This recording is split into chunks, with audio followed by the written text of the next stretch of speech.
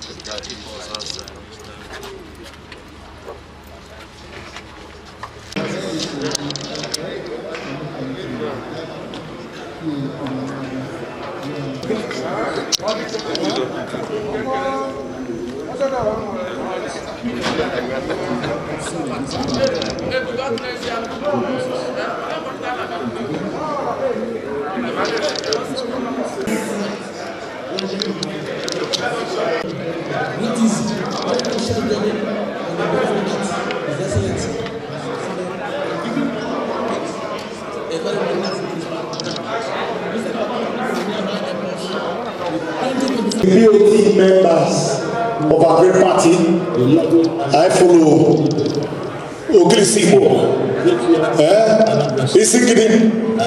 I don't know. Prosperous and happy new year. More greatly in good health. Thank you. Members of the Anambra State House of Assembly here present, I don't see no law. I follow the National Vice President of Ohanese people, Chief Damian Okeke Okeraka. I never see no. Then the Vice Chairman staff of our great party, Chief Ben Ibekwe. I never former members of the House. Nande House ni Nebika, especially from the Deputy Majority Leader, Honorable Emeka Afoka. I think Nasim no. Honorable Idris Truman, and I can Akrosh, Mother Julie Judah. When His Excellency arrives, I get me more than 21 weeks. They make sure now I yellow introduction. It told his little mama. Yes, Mayor of Atlanta. I don't know.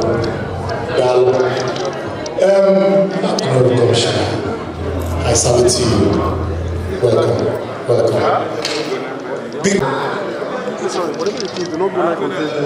Oh, watching a melon of the TTI, just go. As Ogafo, God bless you, and watching a melon more. You are a great entrepreneur, a great industrialist, an employer of labor. I know me on the TTI again, your family.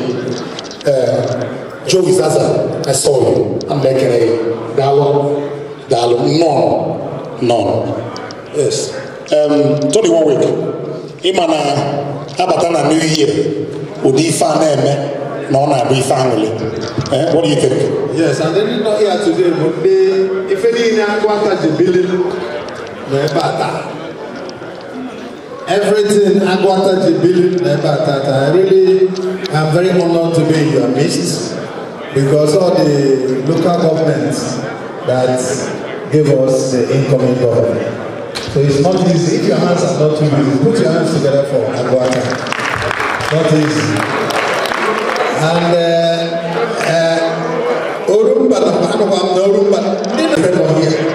so anytime you hear me say Aguata, old or new, the most important thing is that on their my mother, I can see my mother, the wife of the former Vice President of Nigeria, the wife of Dr. Alex Ekweme. Auntie, you're welcome. I welcome you. Former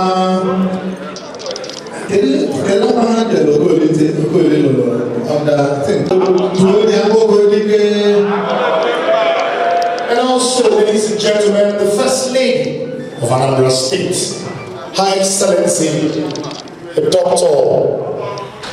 Willie Obiano. I as you know, Dalon, Mama Anambra. The incoming governor of Anambra State is just following them, His Excellency Charles Chukuma Soludo. We welcome Your Excellency, the incoming Deputy Governor. Ladies and gentlemen, while we are still standing,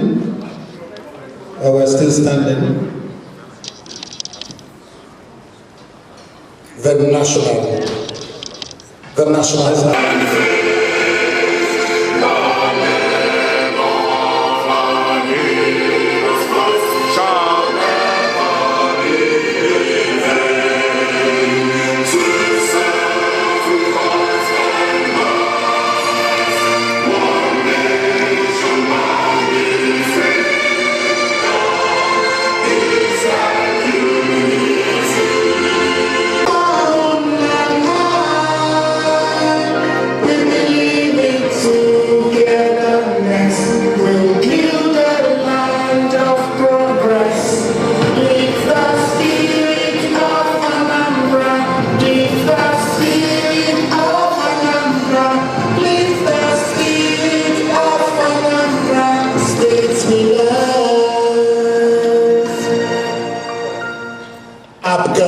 Anthem. 1, 2, 3, go.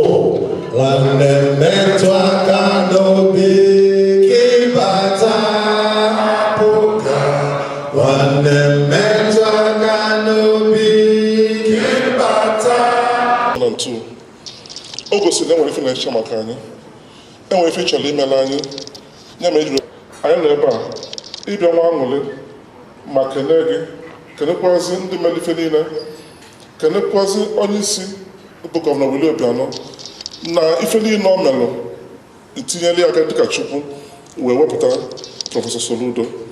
Tata anyị na-enwezi aṅụrị fecha niile ka anyị na-asị kekere niile ije mma niile bụrụ nke ebebe n'afọ Jizọs.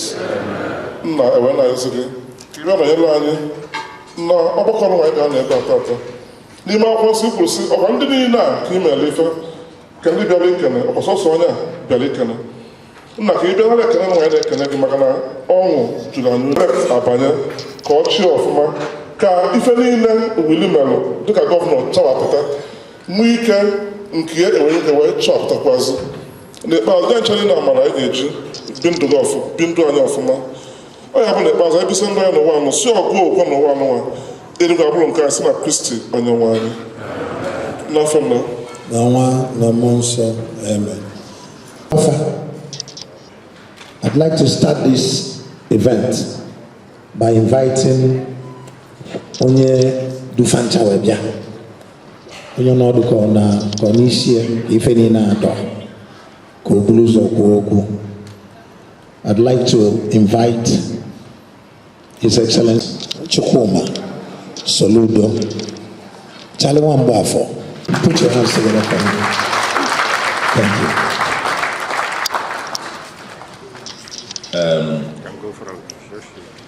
Your Excellencies, our indefatigable Governor and the amiable wife, Your Excellency Osodieme, my Lord, Bishop, Deputy Governor-elect, Dr. Ibezim, ndị Igwe, fasị m jee weta okwu, ọnwa na-ebara m aka m jee weta okwu.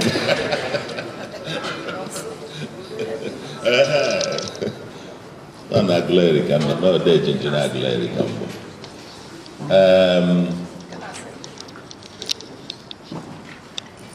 Your Excellencies, ndị bịala ebe a, Your Excellencies, Agụata Union, leaders of Agụata local government, Orumba North and Orumba South local governments, the leaders from these three local governments. When the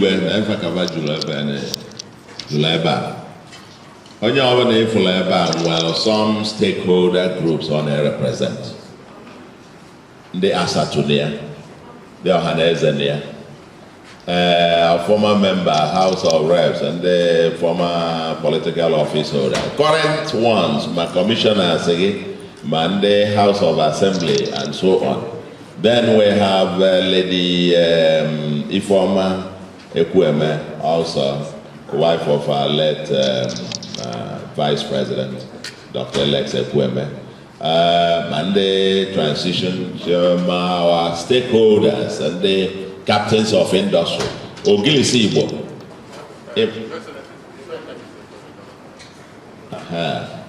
Mr. Please. High Excellency, Mr. Ekweme Kaobiabiko.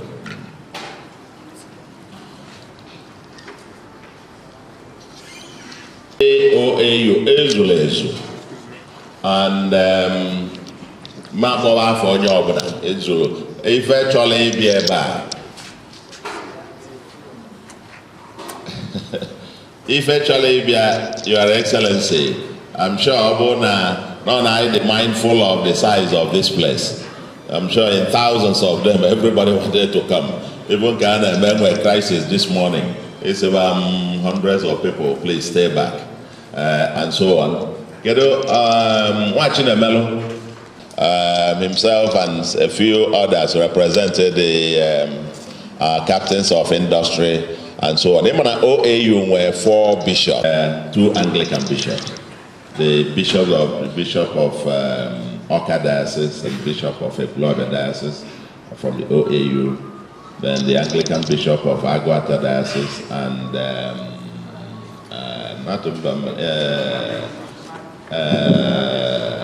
Amici Diocese. Family too. Oh, so 5 guided. Then Canali episode 4. And I Your Excellency, on the Anambra, I be here today. Purpose if I do I be that about the first Sunday of the year.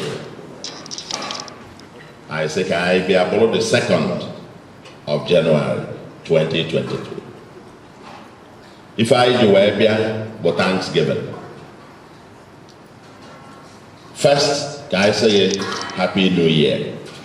You know, so dear man. Happy 2022. Happy survival. And to pray now many more decades of sound health, sound mind, and continued service to humanity. And of the first point, if I do, I mean. Nke ịbụọ bụ ekene.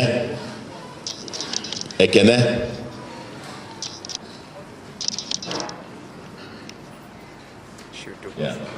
Your Excellency, elotem sometime I na mekene on the lodge about, I think that was before the primaries. I was thanking you for your resounding support to my candidature as a candidate of the party, to be the candidate of the party. Sorry. Awesome. Hang on to God. No, Chineke na-emeze. No, if God doesn't support, even 1,000 governors supporting it will not work. Obona God will support 1,000 governors saying no, it will still work. But Your Excellency, Chineke ade si n'eluigwe gbadata. And if I be today, but since after the election, the church declared 9-day Thanksgiving novena and prayers. We've continued to thank God and we'll continue to thank Him. Without Him, nothing, there would even be no life. We've also tried to thank in the Anambra. Our billboards are everywhere, all over Anambra. We have our billboards everywhere, thanking the Anambra. All the stakeholders, support groups, the church, the ASATU, all the stakeholders that play both again and also in a very special way. That can the OAU to where do it to. But on a convoy na bia o onye gbafe n'ụzọ sị na kpọm na phone sị na notice motom na nwe long convoy na aga wee sị na anyị na-abịa ebe a.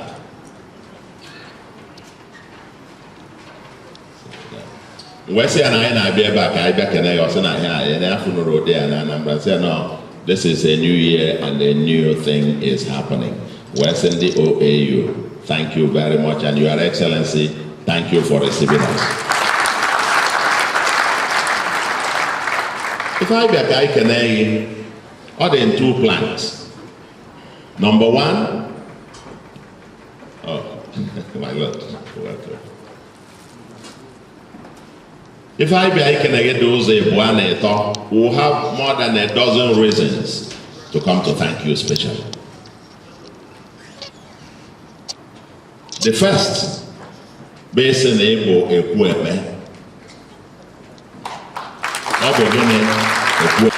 sometime in 2016, I wasn't there.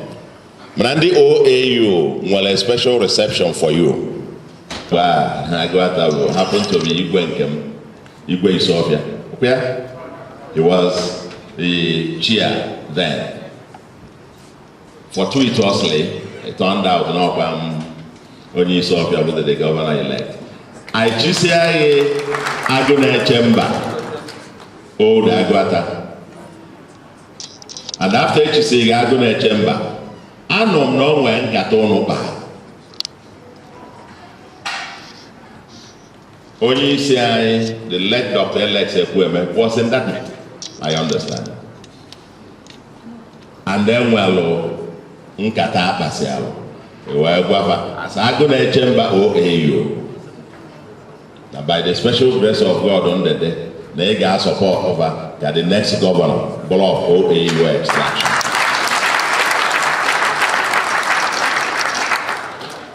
Your Excellency, if I do get that,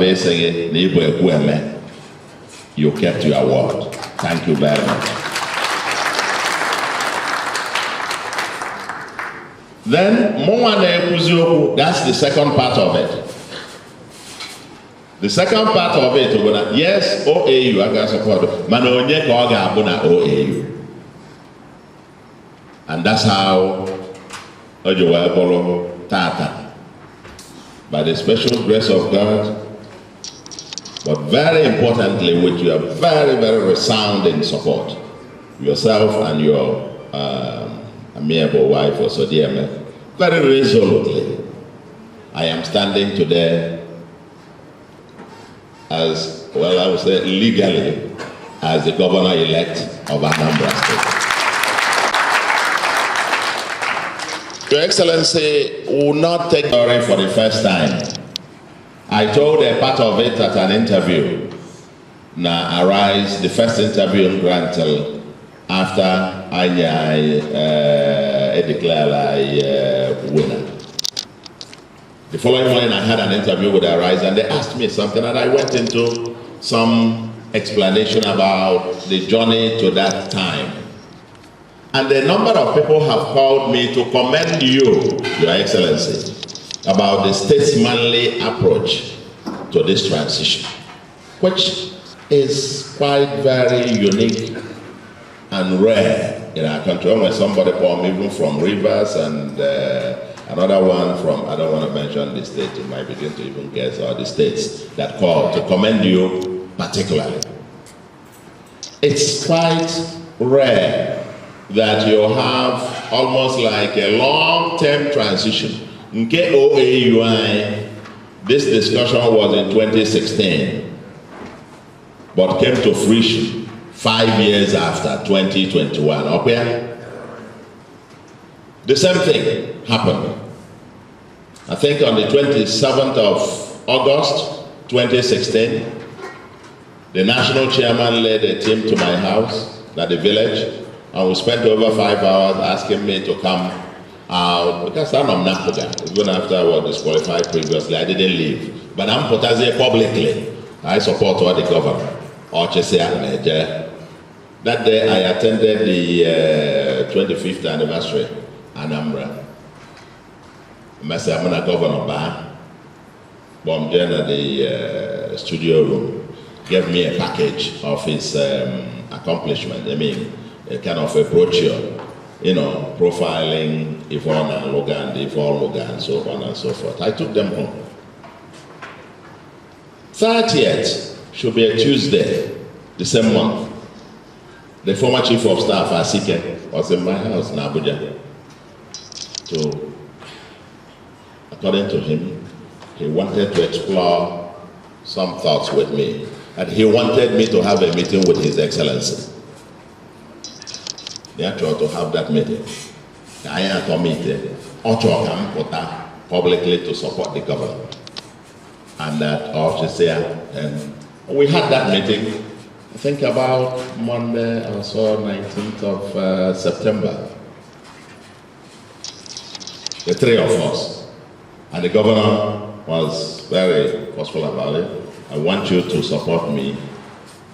If you are interested, I will support you.